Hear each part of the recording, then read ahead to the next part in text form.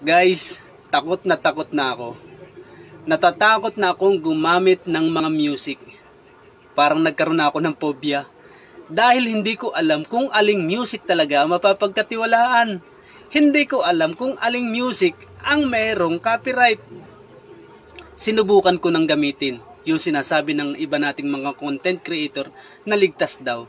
Yung ini-offer ni Facebook na kukunin natin dun sa Facebook mismo.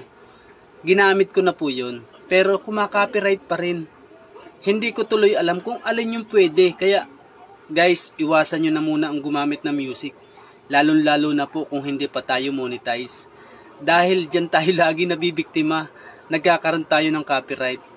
At doon nga po ako nagkaroon ng problema. Doon sa aking monetization tools issue. Dahil lang po sa isang kanta na paborito ko. Dahil sa aking pagpapasalamat na biktima ako. Yung thank you po sa inyo.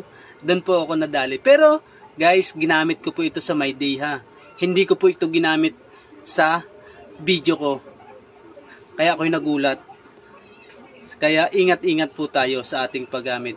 Ginawa ko po, dinilit ko lahat yung mga video nung ako'y nagkaroon na nun. Dahil hindi ko na po may balik eh. Hindi ko na malinis yung page ko. Kaya yun lang po ang may tips ko.